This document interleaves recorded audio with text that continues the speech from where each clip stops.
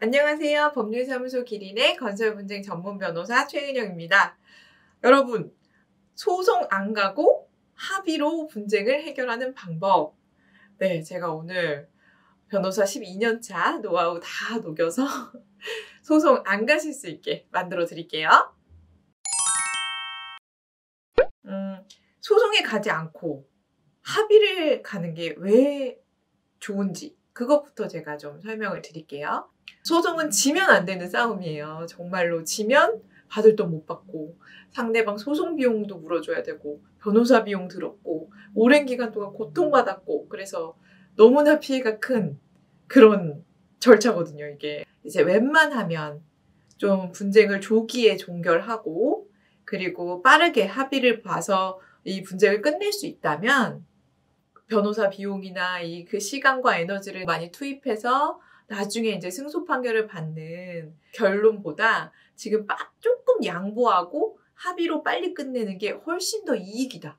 그 생각을 하거든요. 이렇게 길고 지난한 싸움인 소송을 거쳐서 돈을 회수하려면 또 압류해야 되고 경매해야 되고 계속해서 돈이 들어가고 대금 회수하시는 기간이 길어져요. 그런데 합의로 끝내면 당장 받는 돈을 조금 양보해서 깎아주더라도 대금을 빠르게 회수하시고 그리고 이 분쟁 끝내고 이제 잊어버리실 수 있다는 측면에서 합의가 소송보다 훨씬 낫다. 그래서 이제 발주자분들이나 이제 건설업체, 공사업체분들 오셨을 때 제가 충분히 더 얘기해 보세요.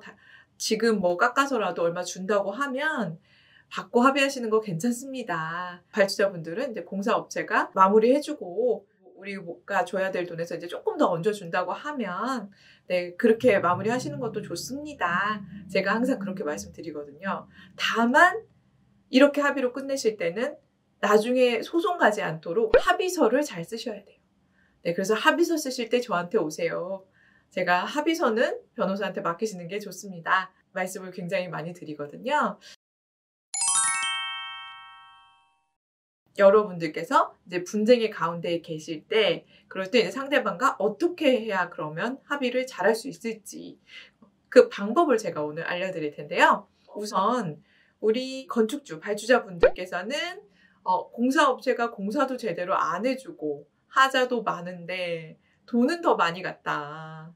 그래서 내가 돈 돌려받아야 되고 그 다음에 공사도 다시 하려면 손해배상도 받아야 된다. 이런 입장이시고요. 그리고 우리 건설업체분들은 공사 실컷 해주느라고 막 이거저거 변경 공사도 많이 해주고 그래서 돈이 많이 들어갔는데 공사 대금은 얼마 주지도 않고 계속해서 공사만 해달라고 그러고 다시 해달라고 그러고 그래서 이 현장에서 너무 적자가 심하다. 이런 상황이 계시는 경우가 많아요. 그럼 이렇게 서로의 입장차가 클 때 우리가 어떤 기준을 가지고 얘기를 해야 말이 통할 수가 있잖아요. 그쵸? 그냥 무작정? 그럼 5천만 원 주세요. 이렇게 얘기하면 상대방이 받아들일 수가 없죠.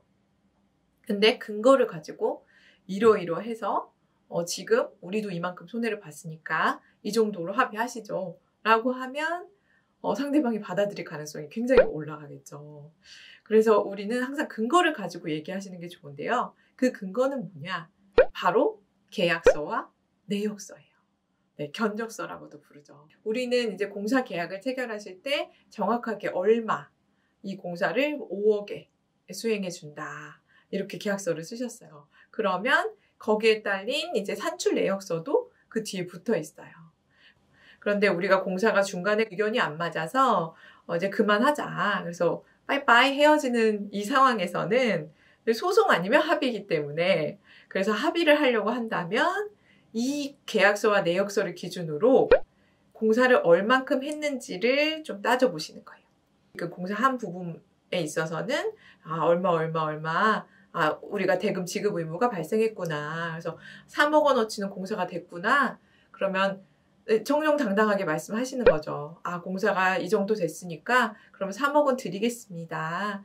근데 이제 과지급된 대금은 이제 돌려주세요. 내지는 이제 잘못 공사된 부분은 좀 보수를 해주세요. 네, 이렇게 말씀을 하시면 되겠고요. 그리고 우리 건설사분들께서는 실비가 많이 드신 경우에 이제 실비로 받고 싶으시겠지만 사실은 법원 가셔도 이제 실비로 계산하지는 않거든요. 그래서 기성고율, 우리가 공사한 부분에 있어서는 역시 산출 내역서를 기준으로 이 부분 공사 다 됐습니다. 주셔야 되는 돈이에요. 라고 말씀하시고, 그리고 이제 추가 공사가 있는 경우가 있죠. 그래서 추가 공사도 이제 산출 내역을 만드셔야 돼요. 그래서 건축주분께서 이 공사 그때 추가로 해달라고 하셨잖아요. 자재도 이렇게 변경하셨잖아요. 그래서 그 부분에 대한 대금 얼마입니다. 3천만 원입니다. 이렇게 해서 근거를 딱 가지고 말씀을 하시는 거예요. 그러면 우리 건축주분들도 맞다. 내가 좀 변경해가지고 그건 주기로 했었지. 그래서 이렇게 또 실비가 들었구나. 우리 이 정도로 조금씩 손해보고 합의해서 끝냅시다. 이렇게 해서 합의안을 작성하실 수가 있고 소송에 안 가고 분쟁이 잘 해결될 수가 있다고 저는 생각해요. 그러면 합의서는 어떻게 쓰나요? 이것도 궁금하시죠? 근데 합의서는 이제 나중에 소송에 가지 않도록 잘 작성해야 되는데요. 어떠한 내용을 합의하냐에 따라서 그 내용이 굉장히 많이 달라져요. 그리고 향후에는 이제 우리 서로 이거에 대해서 이의제기하지 말자. 이런 내용도 들어가야 되고, 그리고 공사업체가 남은 공사를 해주기로 하셨다면은 이 공사를 언제까지 해주실지, 그리고 만약에 그게 안 되면 얼마의 손해배상을 해줄지까지도 이러한 내용이 잘 디테일하게 잘 담겨야 되거든요. 제가 계약서 중요합니다 라고 말씀드리는 것처럼 합의서도 계약서랑 똑같아요. 그래서 합의서 잘 쓰는 것도 너무너무 중요하거든요. 그래서 사안에 따라 합의서는 그 내용이 굉장히 많이 달라지기 때문에 좀 법률 전문가의 조력을 받으시는 게 가장 좋다라는 말씀 드리고요. 소송 없이, 분쟁 없이 잘 합의로 마무리되시기를 바라면서 제가 오늘 꿀팁 말씀드렸습니다. 네, 오늘 영상도 도움되셨다면 좋아요와 구독, 알림 신청 부탁드리고요. 궁금하신 사항은 댓글이나 법률사무소 기린 카페 통해서 질문 주시면 제가 정성껏 답변 드리도록 할게요. 네, 여러분 그럼 저는 다음 시간에 더 유익한 영상 만들어서 오도록 하겠습니다. 감사합니다.